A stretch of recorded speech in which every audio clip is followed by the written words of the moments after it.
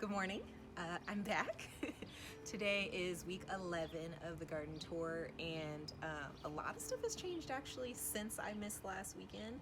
It's been really cool and to kind of see what's happened. So let's get into it. Go ahead. All right. So the strawberries have gone crazy since I came back. There's a ton of runners that have rooted up, and we just snipped these so that they can become their own plants. Some are doing better than others, but in general the strawberries are doing really well, and then we're starting to get more fruit on top. We've had a constant battle with the snails who get in here, or the slugs that get in here at night, and we come out in the morning and there's huge holes in the strawberries, so we still got to put like copper tape or something around the outside to see if that kind of deters them from coming in, but otherwise the strawberries are looking good for the first year. Okay, so then let's talk about our tomatoes. So last week we put this trellis up just to kind of get them up and together because they were going wild and crazy and like pushing each other over and growing all over the place, and we were really afraid that they were going to snap off and break the plants. And so we put these two temporary trellis things in the middle and then just tied the plants in between them, and it's working really well so far. In the last week we've pulled probably 2 full bowls of cherry tomatoes off of these plants, so we've been picking them like every day or every other day, which is really cool. And then the San Marzanos, we've been pulling probably like a half a bowl off of it in the last week, and so they're doing really well. We have some plants that we're also testing out, watering them less, seeing if it encourages the fruit to ripen faster, especially in these buckets here, because we want to also use those like for potatoes coming up soon for our fall garden. So we're testing with watering them less, so some plants look better than others, but that's what's going on with the tomatoes. And then on this side we have some really pretty ones. So we have these San Marzanos that are super pretty, and then we have this giant one over here. Get my hand in there so you can see how big it is in relation to my hand. It's really massive, so we're excited about that one. Should be done in like a day or two. But there's a ton of cherry tomatoes in these plants, and then there's also a ton of flowers that we didn't even know were there because they were buried in leaves from other plants.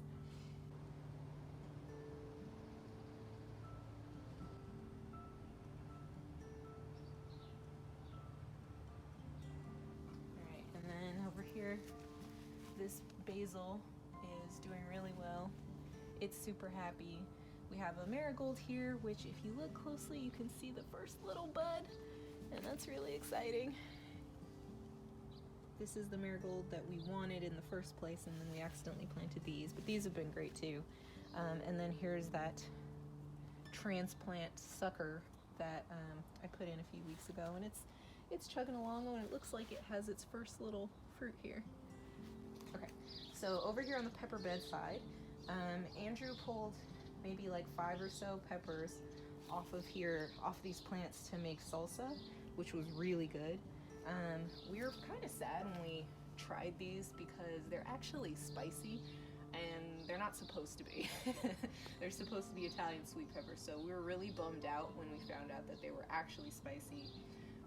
I don't know if they were mislabeled at the nursery or what, but they were pretty good in the salsa and they weren't too bad, so we're just kind of like giving them a chance because they're doing really well.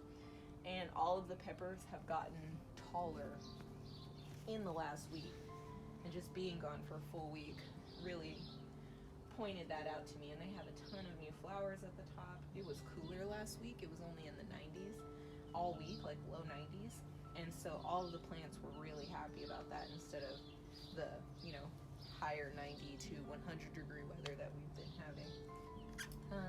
And then our calendula marigolds, they're still kicking.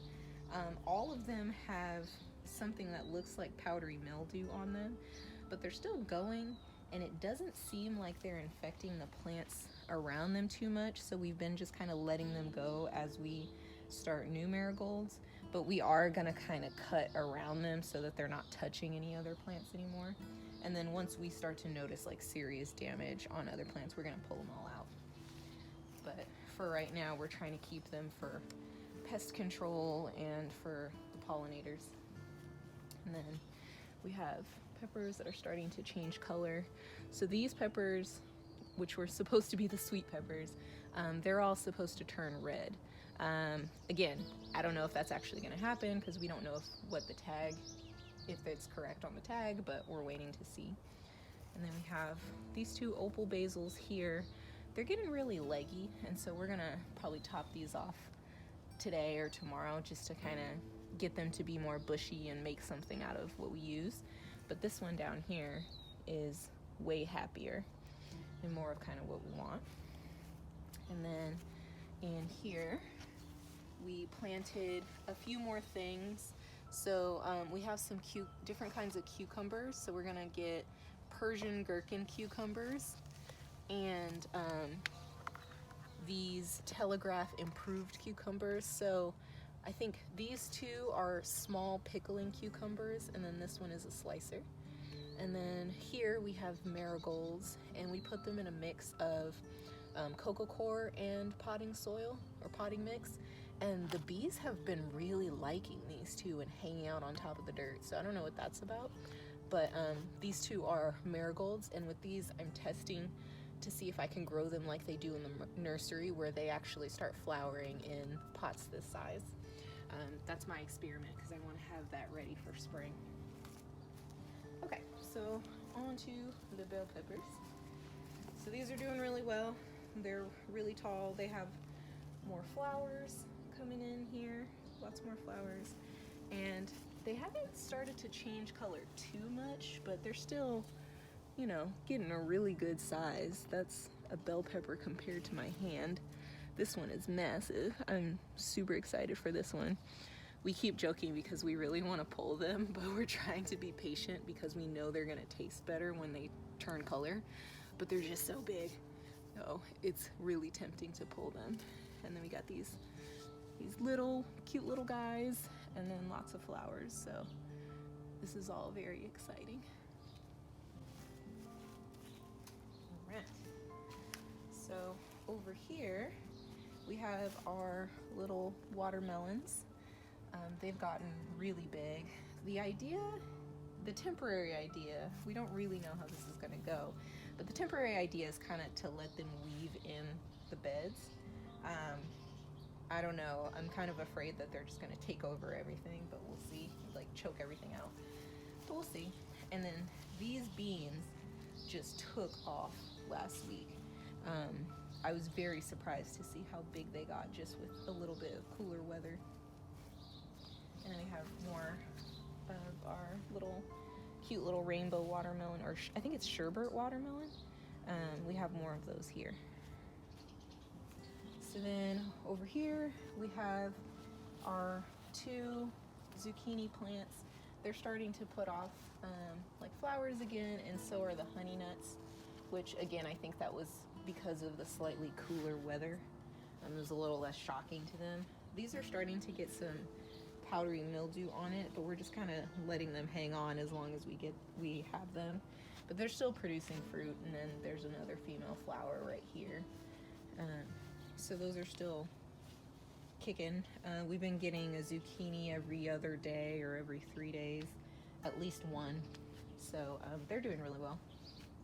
And then over here, so there's nothing to see yet, but we did plant some butternut squash and what was the other one? Honey nut? Butternut and honey nut? Yeah, so we planted more seeds here because we really liked those and we want to try them for the fall garden. So those are going to be hopefully popping up here. And then we have all of our hammock babies, so they're starting to turn orange. We've been researching when to pull honey nut, and I thought I saw somewhere or heard somewhere that they actually just break off when they're ready, but we can't find that information again, so I think I made it up.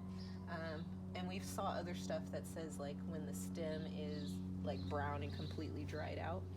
So we hammock them just in case, but we're waiting to kind of see what happens, and we're mostly just waiting to see when they're completely orange and don't have any more green spots on them.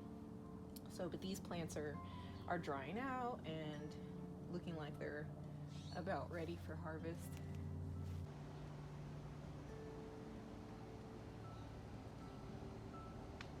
And then we have our other weird tomatoes here. So these have always been really curly leaved, and we have no idea why, but they're producing fruit. It's slower than the other plants, but they're still doing stuff. And then these down here are starting to ripen.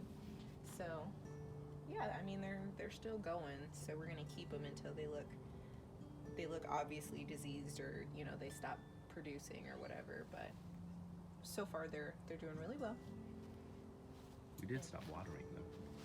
Oh yeah, so we were also doing the experiment here to see what would happen if we watered them less. And so we're still watering them a little bit, just because the fruit hasn't ripened all the way on all of them, or hasn't started on all of them, but we are watering these a lot less too. These are definitely our experiment plants. All right, and then over here, so our flower bed, or our pollinator garden, or cutting garden, whatever you want to call it.